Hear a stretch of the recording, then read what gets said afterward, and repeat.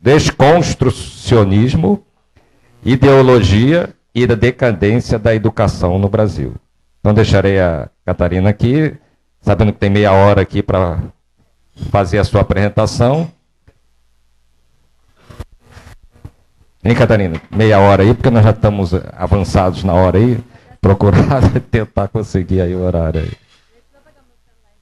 Ah, tá bom. Quem tiver alguma dúvida aí sobre essa palestra aí, se quem tiver aí, quiser fazer alguma pergunta aí rapidinho, a Lívia ainda está aqui com a gente. Então vamos dar seguimento aqui. Então deixarei vocês aqui com a nossa grande professora aqui, Catarina.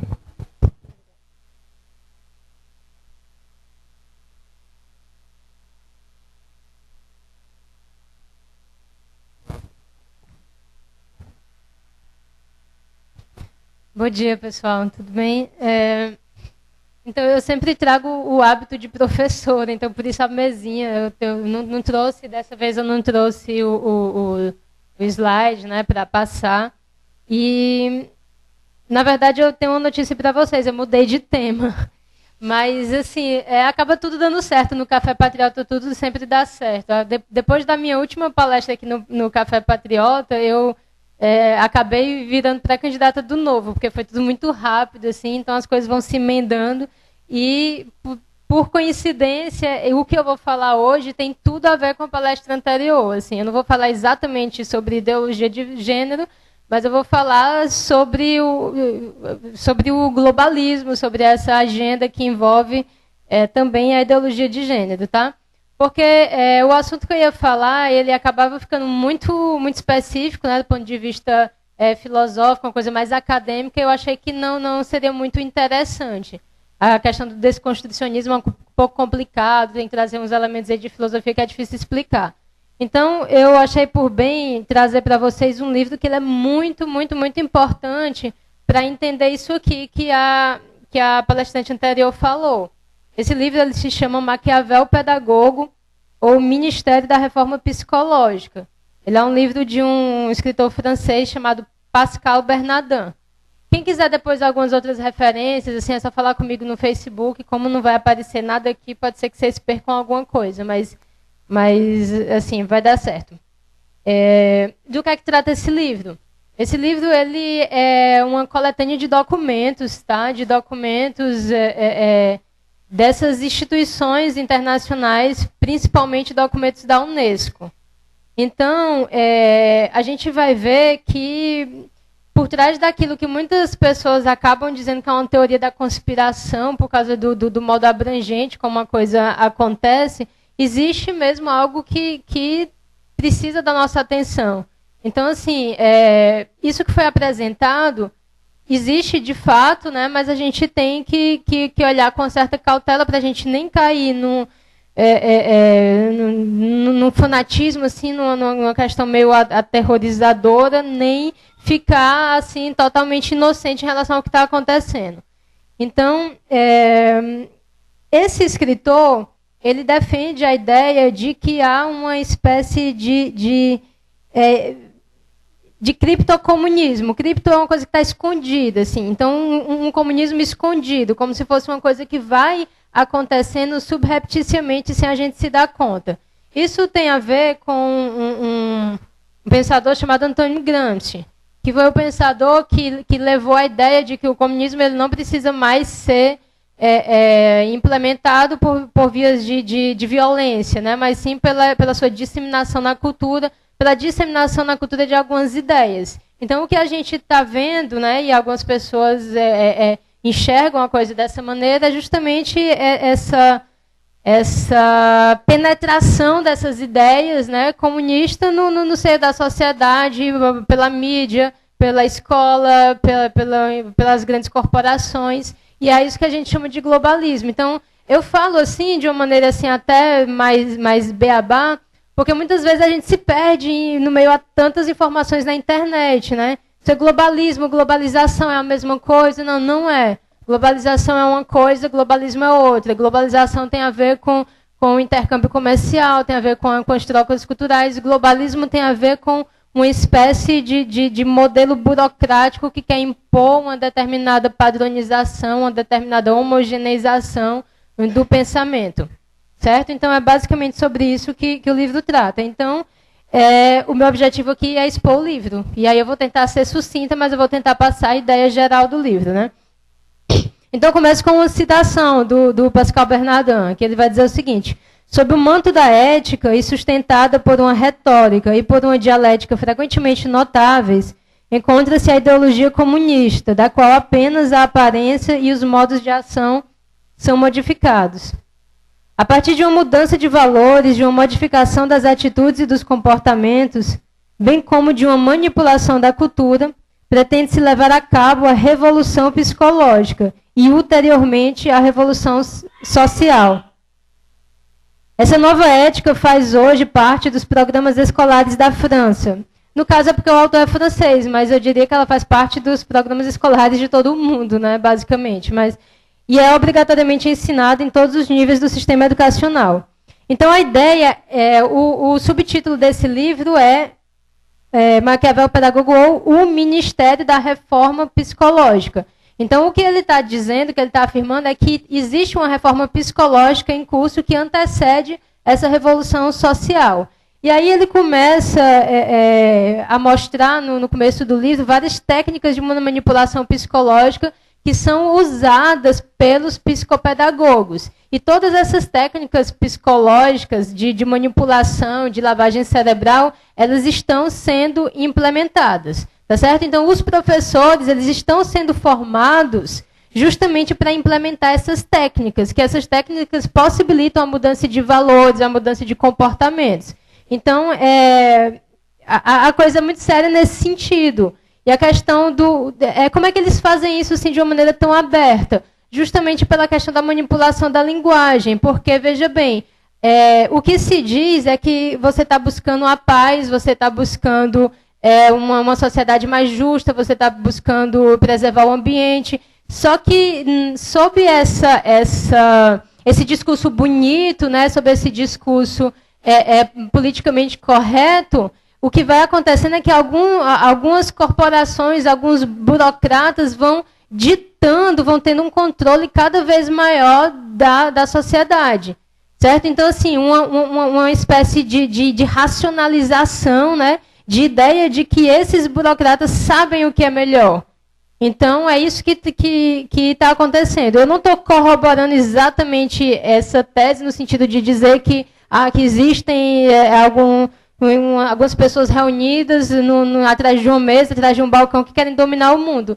Não é exatamente isso, mas existe um movimento forte. Então, isso é preciso que seja levado a sério, porque a gente está vendo cada vez a coisa progredir mais. Então, essa semana mesmo, vocês viram que foi aprovado na Câmara dos Deputados, na Argentina, a legalização do aborto. Então, todas essas agendas são agendas progressistas e, por sua vez, são agendas globalistas. Porque essa perspectiva globalista da qual eu estou falando, ela é justamente uma agenda progressista, que fala em direitos humanos da forma como os progressistas falam em direitos humanos.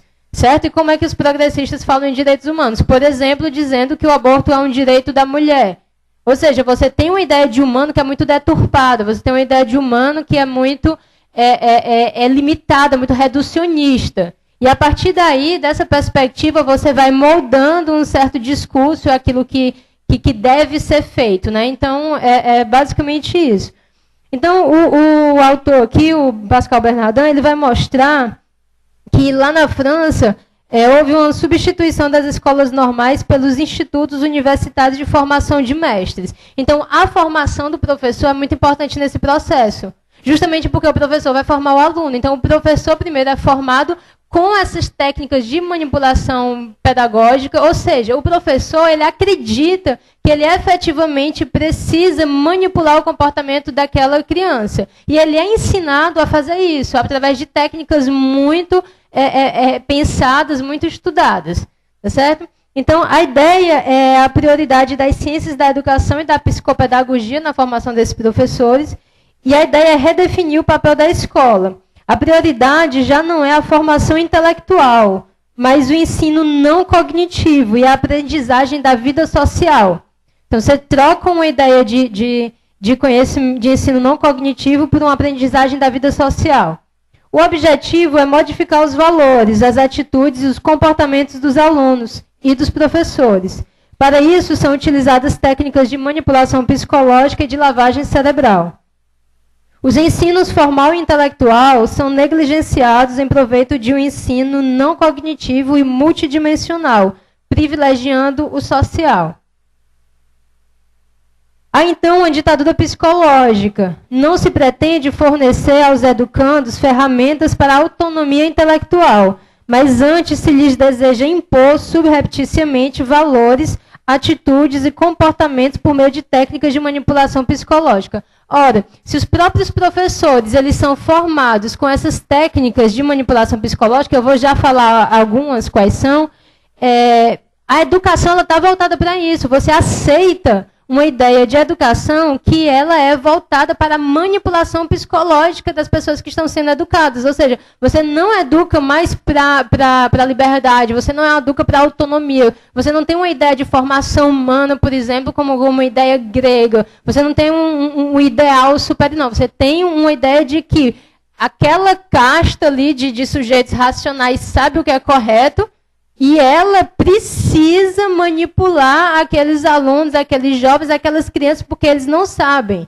Então, é muito essa ideia. É como se eles tivessem imbuído de valores que eles acham que são bons. Ora, aquelas pessoas que não defendem o aborto, por exemplo, elas são muito ignorantes. Então, vamos ajudar elas a aceitar. Aquelas pessoas que não aceitam, que não entendem que existe o que não é binário, que é G, H, Y, Z, B, T de sexualidade, as pessoas não entendem isso, a gente vai ajudar elas vão mudar esses valores. Então, assim, se acham que tem que tem um determinado conhecimento e que precisa passar para esse aluno, e estuda técnicas de persuasão, né, de persuasão psicológica para poder passar isso. Então, o objetivo da obra do Pascal Bernardin, que eu estou expondo para vocês, é esclarecer o que realmente está em jogo nos debates atuais concernentes à reforma do sistema educacional. Então, a gente está vendo também no nosso país que está havendo uma reforma educacional e para onde ela está levando. O que é que significa a nossa base nacional curricular comum? O que é que tem ali que vai ser padronizado, que vai ser homogeneizado, que vai ser colocado goela abaixo de todas as escolas, né? Então, é importante ficar atento para isso. As teses expostas nesse livro são todas elas representativas das correntes de ideias que perpassam os meios globalistas. Então, para quem ainda não conhece, essa ideia de globalismo é exatamente isso. É uma ideia de uma homogeneização a partir de determinadas ideias que têm um apelo emocional muito forte. A pacificação, o ambientalismo, e aí você vai tendo cada vez mais o controle, quebrando as soberanias e concentrando tudo numa grande corporação, né? Que, no caso, infelizmente, acaba sendo a ONU. Que, no seu nascimento, no seu nascedor, ela tem efetivamente uma intenção boa, ela tem um papel louvável, mas acaba que ela é cooptada, talvez, por essa perspectiva, né? Bom, então, no primeiro capítulo desse livro, o Bernardin fala das técnicas de manipulação psicológica, que eu não vou expor aqui, eu vou só falar alguns nomes. São técnicas baseadas no behaviorismo e na psicologia do engajamento. Então, técnicas de submissão à autoridade, de conformismo, normas de grupo, dissonância cognitiva, decisão. Basicamente a ideia de você jogar com digamos assim, com a estrutura psicológica do jovem, da criança. Eles vão mostrar aqui em detalhes todas as formas de fazer isso. E ele faz esse esclarecimento inicial, porque depois isso vai aparecer nos documentos oficiais, que são o apoio psicopedagógico desses documentos que ele cita aqui. Então, a informação que eu quero dar para vocês é que esse livro ele é totalmente documentado. Então, tem os esclarecimentos do autor, mas eu diria que 60% do livro são documentos. Documentos da ONU, documentos da Unesco, e ele está simplesmente comentando, tá certo? Por exemplo, vamos pegar um pouco dessa coisa comportamental, só para vocês entenderem um pouco o que eu estou falando. Nossos atos podem influenciar nossas atitudes, crenças, valores ou opiniões. É possível induzir diversos comportamentos, apelando-se à autoridade, à tendência ao conformismo e às técnicas de pé na porta ou porta na cara. Depois vocês olham no livro o que é que significa isso. Os fundamentos que servem de base a esses atos induzidos repercutem em seguida sobre as opiniões do sujeito, modificando-as. Isso é uma lavagem cerebral. Ou seja, você pensa que só as suas opiniões podem mudar o seu comportamento, mas um comportamento também pode reverberar nas suas próprias opiniões ou na sua visão de mundo. Então você tem técnicas de aliciamento. Vamos supor, um sujeito ele tem uma visão de mundo mais religiosa, supondo, entre aspas, assim, conservadora, e ele começa a ser aliciado a determinadas práticas que ficam entrando em desacordo com aquele mundo moral dele. Então isso vai gerar um conflito psicológico. Ele vai fazer um ato, digamos assim, ele fez uma coisa que no mundo moral dele ele julga errado, ele vai se sentindo aliciado àquilo e ele vai gerar uma dissonância cognitiva. Para diminuir aquela tensão psicológica, o que é que ele vai fazer? Ele vai acabar modificando seus valores, porque ele não aguenta a tensão. Então você está agindo de uma maneira e o seu mundo valorativo está te acusando, a tendência é que você afrouxe essa tensão psicológica. Então você acaba afrouxando seus valores também. Então são várias técnicas que ele fala. Só para citar um pouco do que a outra pessoa falou, a Lívia, né? Do que a Lívia falou, por exemplo, aquela história do Kirmuzian, né? Que teve toda aquela polêmica. Você tem ali, por exemplo, nessa exposição, você tinha um homem nu. E as crianças elas eram sugeridas, sugestionadas, impelidas a tocar nesse homem nu. Então, isso é uma coisa tão absurda, assim, mas vamos entender isso no sentido aqui do que eu estou falando, de comportamentos aliciadores. Então, você começa com algo que talvez não tenha uma dimensão muito grande. Então, vai dizer, o que é que tem? A pessoa está conhecendo o corpo, não sei o que. Mas isso aí, para o psiquismo de uma criança, vai abrindo uma porta muito grande. E também afrouxando a questão da moralidade. Isso é uma coisa muito, muito grave. Então, esses gestos aliciantes, eles vão tendendo a baixar a guarda, né? A baixar o superego, digamos assim, tanto do sujeito, né? Quanto, enfim, a criança nem tem superego ainda, coitado, direito. Mas, enfim, ele mostra, né, no começo desse livro, todas essas ideias. A dissonância cognitiva é interessante, que é justamente essa ideia de que o que é dissonância cognitiva? É uma contradição entre dois elementos do psiquismo de um indivíduo, sejam eles valor, sentimento, opinião, recordação de um ato, conhecimento, etc. O indivíduo, numa situação de dissonância cognitiva, apresentará forte tendência a reorganizar o seu psiquismo. Eu estou muito chateada com essa história da legalização do aborto na Argentina, né? Então, eu acompanho nas redes sociais, acabei fazendo umas postagens e vi muitas postagens. Então, assim, alguns colegas meus que são contra o aborto fizeram postagens muito fortes com cenas daquelas clínicas de aborto com os fetos lá, todos ensanguentados e tudo. Eu não gostei nem de olhar, assim, uma coisa que enfim, incomoda. Mas eu digo, de repente aquilo é necessário, porque uma pessoa que defende aquilo de uma maneira meio ingênua, porque ela já está totalmente, digamos assim, dentro desse esquema de manipulação psicológica, ela vendo aquilo, ela pode ter um choque. E pode gerar alguma coisa dentro dela, uma certa dissonância cognitiva. Então, dali pode até, de repente, surgir uma rejeição disso. Certo? Mas enfim. Então, dispõe-se de técnicas, os estudos, né, eles dão técnicas extremamente poderosas e de fácil aplicação, que permite que se modifiquem os valores, as opiniões e os comportamentos e capacita a produzir uma interiorização dos valores que se pretende inculcar. Tais técnicas requerem a participação ativa do sujeito, que deve realizar atos aliciadores, aos quais, por sua vez, os levarão a outros contrários às suas convicções. Então, vamos só resumir aqui para vocês entenderem. Por que eu estou falando dessas técnicas de manipulação, dessas técnicas de lavagem cerebral? Porque elas são efetivamente usadas, elas estão sendo explicadas nesses documentos oficiais da Unesco.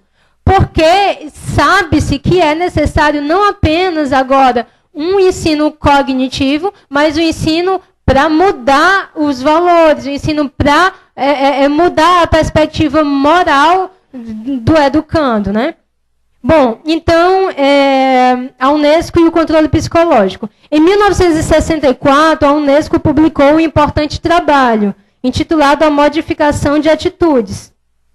Então, um trabalho da Unesco, tá, que eu estou falando, é um documento oficial.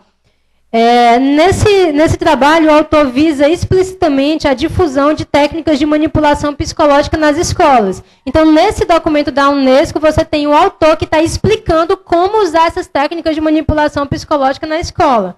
As publicações das organizações internacionais discorrem frequentemente sobre a modificação de atitudes éticas, culturais, sociais, políticas e espirituais. Isso é feito em escala internacional. Então, lembra daquilo que eu falei, não se trata mais de um conhecimento meramente cognitivo. A educação é uma educação de valores, de cidadania. Você precisa mudar a visão comportamental daquela pessoa. Como é que um indivíduo que tem um pai e uma mãe evangélico, católico e tudo vai aceitar aquilo que o professor de história dele diz? Tem que ter muita técnica. O que é que aquela professora louquinha está querendo dizer? Tá certo? Então tem que ter muita técnica de persuasão psicológica. Mais que disposições e comportamentos, né? São os valores que fundamentam um e outro que devem ser subvertidos. Então a educação atual, ela é feita para subverter valores. Por isso que você precisa de todo esse aparato psicopedagógico para lidar com os alunos. Compreende-se, portanto, facilmente a aversão manifestada por muitos daqueles que veem o nosso sistema educacional ser invadido pelas psicopedagogias. Uma mudança de valores constitui uma revolução psicológica muito mais profunda que uma revolução social. Então, a gente pode estar dizendo, não está acontecendo nada, a gente não tem marxismo, a gente não tem comunismo, a gente está aqui na sociedade, está acontecendo uma coisa muito séria. Está acontecendo uma revolução psicológica. Você achar que é normal, que não há nada de estranho, uma pessoa receber um documento, como eu recebo um documento oficial de uma coordenação do meu curso, trocando as desinências de A e O por X, eu acho isso uma coisa complicada. Porque você vai naturalizando uma coisa que não faz sentido. E a coisa é de tal modo gritante que poucas pessoas têm coragem de dizer a neve é branca. Você não está vendo que existe homem, que existe mulher, e que você dizer uma coisa diferente. Eu entendo todas as discussões em torno disso, tá? Mas eu estou dizendo que, por trás do, como ela já explicou, existe uma ideologia que está tentando ser passada a todo custo. Tá certo? E a gente acaba entrando, por quê? Aí lembra de todas aquelas técnicas psicológicas, toda aquela questão psicológica por trás. A questão da maioria, a questão do grupo. Então, se eu estou numa universidade, eu tenho 18 anos, 19 anos, e eu sou bombardeado direto com aquela ideia de gênero, com aquela ideia de sexualidade, de banalização da sexualidade, isso acaba gerando quase uma impossibilidade de reação. Eu falo isso porque eu venho do meio universitário, eu passo a minha vida dentro da universidade, e eu sei como a coisa acontece lá, é uma coisa muito séria. É muito sério. Então, quando sai agora a coisa está até interessante, porque tem uns 10 alunos em 100 que de repente acorda ali. Mas é difícil você sair daquele núcleo, né, de persuasão. É muito difícil. Deixa eu passar aqui um pouco. Não é um aumento da educação que leva ao... Não, deixa eu olhar aqui. Bom, então deixa eu só falar aqui sobre um documento, né, esse documento da Unesco, que diz o seguinte. Alguns autores asseveram que um aumento de instrução tende a produzir deslocamentos perceptíveis. Quais são os Isso aqui é um documento oficial da Unesco, tá? O que é que ele está dizendo? Se a gente fizer a coisa bem feita, você vai ter esses resultados.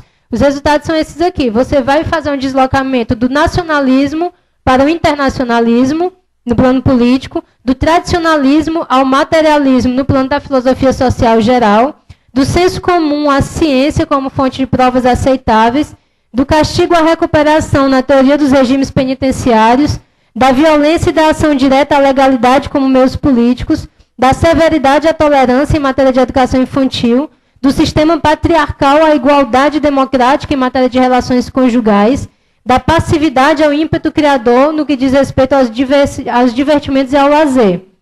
Esse resumo parece indicar que a educação provoca uma larga e profunda modificação das atitudes sociais. Você passando a vista de olhos ali, você não vê nada demais, né? Mas o que é demais aqui é mostrar que essa educação ela é voltada para um movimento muito forte de transvaloração, de mudança de concepção de valores. Aí fala o autor, né, o Bernardin. Notemos, contudo, para restabelecer a verdade, que não é o aumento da educação que leva ao mundialismo, ao materialismo e ao permissivismo. O que conduz a isso é o aumento da educação revolucionária. Então, você dizer que se você aumentar o grau de instrução, o sujeito vai chegar até o materialismo, é uma coisa absurda, porque o materialismo é uma das coisas mais rasteiras, assim, do ponto de vista filosófico. Então, você dizer que um grau elevado de instrução vai lhe levar a isso, é porque você entende essa instrução como uma instrução revolucionária, como uma educação revolucionária. Importa tratarmos não de modestos... Enfim, são várias citações aqui dos documentos da Unesco que deixa claro assim, essa ideia, esse objetivo. Né? Bom, eu vou ter que pular várias coisas, né, para tentar dar uma resumida. A redefinição do papel da escola e o ensino multidimensional. Então, a questão do ensino não cognitivo e multidimensional. O ensino multidimensional é o ensino, sobretudo, ético, cultural, social, comportamental e até mesmo político e espiritual. Qual é o problema? Eu vou dizer uma coisa. Eu sou professora de filosofia, eu adoro filosofia, faz 15 anos que eu estudo filosofia, e eu não mexo um dedinho para lutar a favor da obrigatoriedade do ensino de filosofia nas escolas. Eu não faço isso, porque eu sei que a filosofia e a sociologia, elas estão sendo usadas justamente para possibilitar isso aqui. Porque você tem um currículo aberto, tá certo? Você não tem uma necessidade ali de estar aprendendo a matemática, a ciência, o português é uma coisa que tem um conteúdo mais determinado, você tem uma abertura, e nessa abertura vai dar alguma merda. Vai dar, o cara que está lá, ele não está preparado para lidar com aquela criança. O meu filho tem 7 anos de idade, ele tem aula de filosofia, e eu fico muito preocupado. Digo, que diabo o menino está vendo de filosofia com 7 anos de idade? Então, por quê? Porque eu não tenho acesso àquele conteúdo. Aí um dia me ligaram dizendo que o menino estava tendo uma crise de choro na escola. Eu disse, o que foi? Não, é porque a professora estava dando aula sobre ambientalismo, e disse que o mundo ia se acabar se as pessoas não cuidassem do meio ambiente. Eu digo, isso é terrorismo psicológico que vocês estão fazendo. Porque um ano anterior, o meu filho não conseguia ver uma torneira ligada, que ele ficava nervoso. Está gastando água, vai acabar o mundo. Por quê? Porque você entra com essa, porque é importante, o ambientalismo. Meu filho, uma criança de 7 anos, achar que se ela não acertar todas aquelas lixeirinhas, o lixo certo, o mundo vai acabar, é um negócio meio complicado para a cabeça dela. Então, mas por que importa essa ideia de ambientalismo? Porque ambientalismo é uma coisa que tem essa pauta maior e que quebra as soberanias. Então, não é que haja um interesse, porque o clima, porque o efeito estufa, não é exatamente isso. Isso é a desculpa. O importante disso tudo é que quando você faz com que os Estados Unidos, ou que a Alemanha, ou que a França se submeta a uma regra maior, que é uma regra que está ali concentrada na ONU, então você quebra a soberania daquele país e tudo vai se concentrar naquele órgão maior, que no caso é a ONU. Agora, entende que a ONU ela tem um poder muito grande. E cada vez mais que entra essas agendas, ela aumenta o seu poder. E se a gente levar em consideração que o que a ONU entende como direitos humanos não é efetivamente isso. Certo? Então, isso é uma coisa muito complicada. Se você vê que a ONU, ela coloca, ela dá assento, ela conversa com líderes de países árabes sobre a alegação de multiculturalismo, onde nesses países islâmicos você vê violações e mais violações e mais violações de direitos humanos, você vai entender que há alguma coisa muito complicada. Certo? Então, o que a gente precisa ficar com o pé atrás é justamente essa ideia do discurso bonzinho. Porque a gente tem uma tendência muito grande de achar que tudo que a ONU diz é legal. Hoje não, né? Porque a gente está vendo mais difundir essa crítica ao globalismo, mas se você vê uns anos atrás, é porque a ONU disse, ótimo, beleza, a ONU disse, então tranquilo. E aí não é bem assim, porque você tem ali toda uma agenda que está sendo disseminada que a gente está aqui criticando. Certo? Bom, então se trata de uma redefinição do papel da escola baseado na necessidade de uma revolução ética, né? Os elementos constitutivos dessa nova ética são os seguintes. Então, olha só. As palavras, elas são bonitinhas. Então, você tem uma certa aderência emocional a elas. Tipo, você pega uma pessoa de esquerda, né? É muito legal, porque eles são a favor dos direitos humanos, eles são a favor de tudo que é bom. E a gente é mal, assim, porque a gente é contra, a gente é mal. Então, tem que ter cuidado com essa manipulação da linguagem. Porque o que importa não é a palavra. O que importa não é a palavra. Você não está defendendo os direitos da mulher porque você diz que é feminista. Você não está defendendo os direitos humanos porque você usa esse termo e, ao mesmo tempo, você defende uma ditadura como a ditadura da Venezuela, onde efetivamente os direitos são violados. Você não está defendendo o direito humano quando você usa essa palavra e, ao mesmo tempo, você encampa a causa palestina e fala horrores do Estado de Israel sem entender nada do assunto, certo? Só para você ficar bem na fita.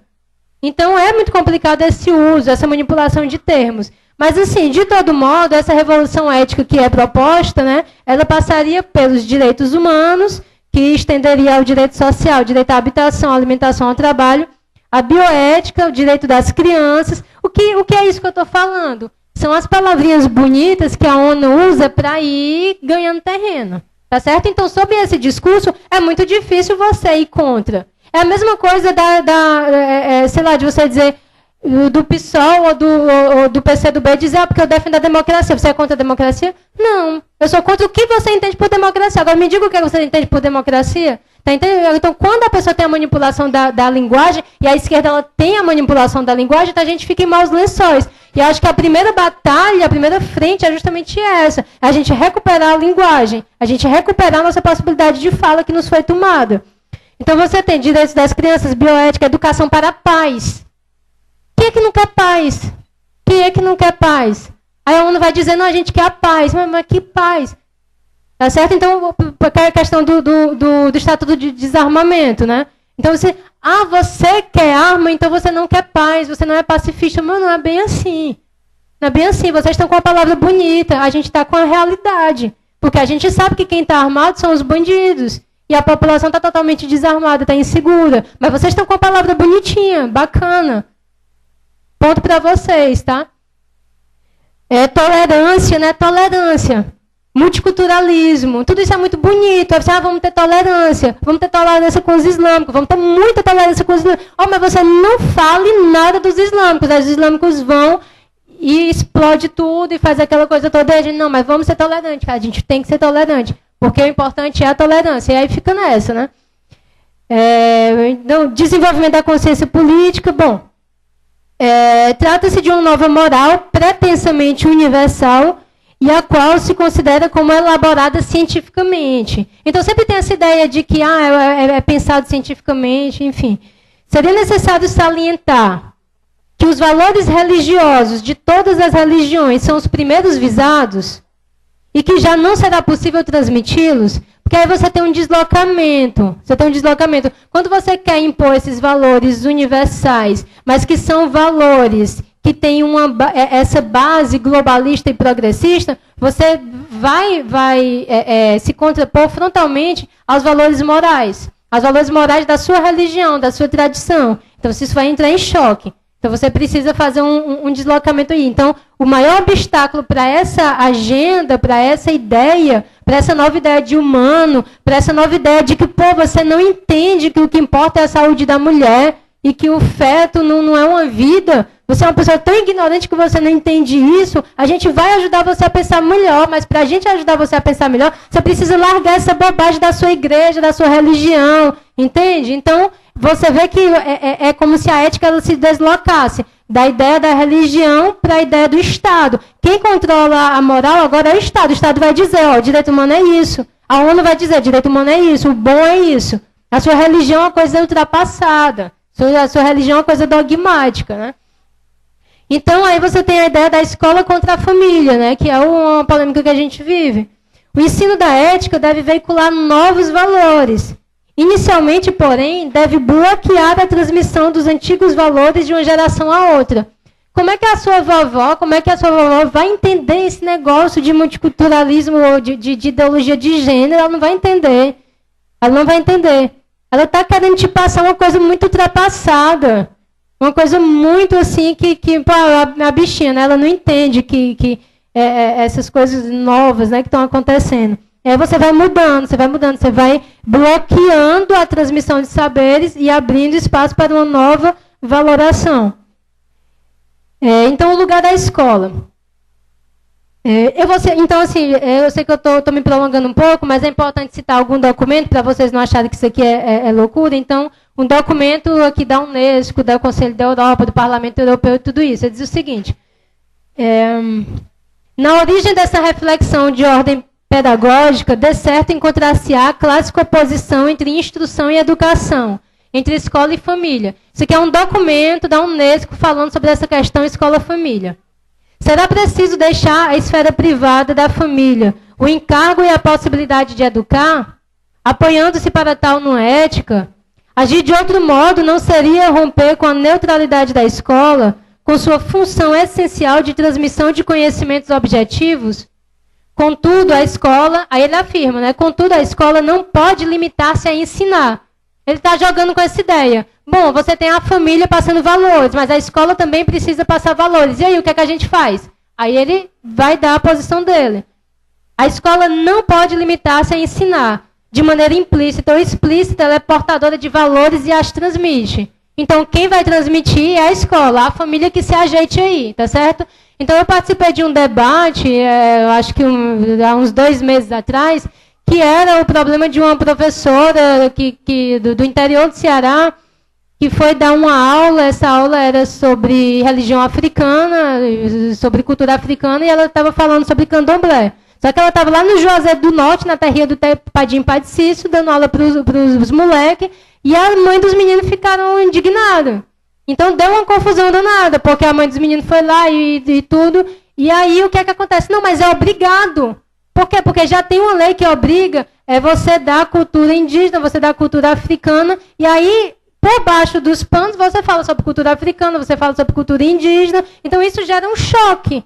Porque a coisa está vindo de cima para baixo, você está impondo uma coisa que não faz parte da realidade daquelas crianças. Aí o pai vem reclamar: eu não quero que você fale de Oxum, de Exu, de coisa para minha filha. Não quero isso. Eu sou cristã.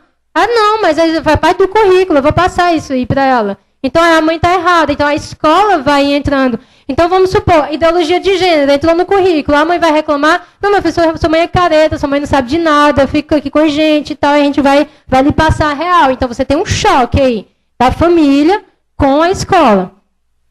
Então a manobra destinada a modificar os valores articula-se assim, ó, preste atenção só nisso aqui, que eu acho que essa frase, eu até coloquei no meu Facebook ontem, essa frase que eu gostei muito. Ela diz o seguinte: a modificação dos valores articula-se assim: inicialmente, impedir a transmissão, especialmente por meio da família, dos valores tradicionais. Então você começa impedindo a transmissão dos valores tradicionais. Face ao caos ético e social daí resultantes, porque se você bloqueia a transmissão desses valores, o resultado é o caos, tá certo? Face a isso, torna-se imperativo o retorno a uma educação ética, controlada pelos Estados e pelas organizações internacionais. Você está entendendo como é o esquema? Primeiro você bloqueia a transmissão de valores pela família. Isso vai gerar uma desordem, um caos, uma loucura. E aí quem depois vai dizer o que é moral? O Estado. Então, o retorno à educação ética. Essa educação ética é controlada pelo Estado e pelas organizações internacionais, não mais pela família. Pode-se, então, induzir e controlar a modificação de valores. Esquema revolucionário clássico, tese, antítese e síntese, que explica a razão por que, chegada a hora, os revolucionários se fazem os defensores da ordem moral. e porque, nolens volens, os partidários de uma ordem moral institucionalizada se encontram frequentemente lado a lado com os revolucionários. O que é que essa citação está dizendo? Está dizendo assim, ó, ninguém consegue viver sem uma ordem, ninguém consegue viver sem uma estrutura ética, ninguém consegue viver sem uma estrutura moral. Você tem uma estrutura ética moral herdada da tradição. Na verdade, a gente tem, eu dou muito aula sobre isso, a gente tem uma herança aí secular, enfim, de tradição. Você bloqueia isso, aí gera o caos, que eu acho que é mais ou menos o que a gente está vivendo, porque se isso aqui não for o caos, eu não sei o que é, não. E aí, quando você está no meio desse caos, o que acontece? Uma outra voz vai te dizer o que é moral, vai te dizer o que é ético. Tá lá, os burocratas da ONU estão te dizendo. Estão te dizendo, olha, ético é o aborto. Você não está entendendo que matar um feto é uma coisa muito, muito ética. Porque senão você vai prejudicar o direito da mulher de dar para quem ela quiser, na hora que ela quiser, e não ter que suportar esse fardo depois. Tá certo? Então, quem vai ditar isso agora é o Estado. Então, é esse o movimento. Essa revolução cultural, então, ela passa também pelo multiculturalismo, né? Então, basicamente, quase todos os documentos dessas grandes organizações, elas vão falar em multiculturalismo. Seria, por exemplo, um documento do Conselho da Europa. Seria necessário que a formação aprimorasse a aptidão dos estudantes para incutir uma inteligência internacional em seus alunos e prepará-los para trabalhar numa sociedade multicultural. Isso aqui é documento oficial, tá? Outro documento oficial. Programa de formação pedagógica cujo objetivo é preparar o futuro professor para exercer sua profissão em escala cada vez mais multicultural. Olha, então você tem em vários documentos essa palavra multiculturalismo. Em pouco tempo, o que é que significa multiculturalismo? Significa a ideia de que todas as culturas têm o mesmo valor, que nenhuma se impõe sobre a outra. Mas se nenhuma se impõe sobre a outra, se nenhuma é melhor do que a outra, você perde o critério de valor, você perde o critério de juízo, você perde a capacidade de julgar. Então você não pode mais dizer que lá naquela sociedade, onde a mulher tem o seu clítoris extirpado, onde um filhote de uma índia é enterrado porque nasceu com síndrome de Down, você não pode dizer que aquilo é errado, porque faz parte da cultura. Você não pode dizer que um cara que pega uma criança de 13 anos e faz dela a sua esposa, ou escraviza uma mulher, ou que espanca, como existe nos países islâmicos, você não pode dizer que essa sociedade é inferior à nossa. Porque, na perspectiva do multiculturalismo, isso é politicamente incorreto. Você afirmar que a nossa sociedade, a sociedade europeia, ela é mais valorosa. E aí você entra justamente nesse problema. E isso está entrando, acho que eu não vou nem continuar assim a seguir por causa do tempo, mas isso está entrando de uma maneira muito forte no nosso dia a dia, no nosso currículo. Eu vivencio isso muito. Então você tem o seu professor de história, que é aquele cara que fala bem, que é um cara legal, que os alunos se apaixonam por ele. E o que é que ele está dizendo? Ele está dizendo, ó, esse negócio de eurocentrismo não faz sentido. Então vamos começar a valorizar outras coisas aqui. Já está sendo tentado uma modificação no currículo de história. Então você perde aquela linearidade da história, ou seja, aquela linearidade que nos dá uma identidade cultural, social, que faz a gente entender um certo valor de povo, de civilização ocidental, de civilização cristã, e você passa a valorizar aquelas culturas, como a cultura ameríndia, cultura indígena, cultura africana, que deve efetivamente ser valorizada, eu não estou dizendo o contrário, por isso que é difícil o meu discurso, mas que quando você está valorizando essas culturas marginais, o intuito mesmo é implodir aquilo que nos caracteriza como civilização ocidental. Isso é a ideia do multiculturalismo. Então, uma perda de identidade. A gente não se entende mais como povo cristão, como o povo que descende dos gregos, dos romanos, e tudo. Você não tem mais essa identidade. Na verdade, isso é muito criticado. O europeu é entendido como aquele que é mau, como aquele que é colonizador, e não como herdeiro de toda uma tradição que é muito importante ser preservada, né? Então, como o Bofadinho já disse que o meu tempo está meio esgotado, eu vou tentar fazer uma conclusão aqui, que é mais ou menos a ideia de que a gente vive sob o risco de um totalitarismo psicopedagógico. É isso que a gente vive. A gente está sob esse risco, e se a gente não reagir, que é o que eu tenho tentado fazer, falar, a gente vai perder a batalha. Então, não percamos a batalha, né? A revolução psicopedagógica, que é basicamente isso que eu falei, ela é essencialmente totalitária. Ela pretende levar a cabo uma revolução psicológica que será seguida inelutavelmente de uma revolução social. Ah, mas não tem revolução ainda. Não tem, mas a revolução psicológica está acontecendo, tá? Globalista e criptocomunista hegeliana, ela busca submeter o indivíduo ao Estado, tanto em seu comportamento quanto em seu psiquismo e em seu próprio ser. A revolução psicológica é veiculada inicialmente pelo sistema educacional. Tá? Mais uma vez, a revolução psicológica é veiculada inicialmente pelo sistema educacional. Muitos outros domínios são igualmente envolvidos nessa tarefa, tais como a mídia, a administração de empresas, a gestão de recursos humanos, os setores organizados da sociedade civil e mesmo as instituições religiosas, né? A gente tem a nossa querida teologia da libertação para dar aí o testemunho. O papel da escola está em vias de ser radicalmente redefinido por meio de um processo antidemocrático no qual as reformas são introduzidas subrepticiamente, sem expor nada do que está nelas implícito e sem jamais mostrar nem sua lógica, nem sua finalidade, que é a mudança social. O que de fato está em jogo é algo muito profundo. Trata-se da aceitação ou da recusa do modelo consensual globalista, assim como dos valores, dos conteúdos latentes que ele veicula e obriga a interiorizar. Que valores são esses que o globalismo busca interiorizar? Esse que a gente está vendo, o aborto é um deles, tá certo? E é o que está mais batendo na nossa porta. Trata-se da aceitação ou da recusa de uma ditadura psicológica insidiosa. Obrigada.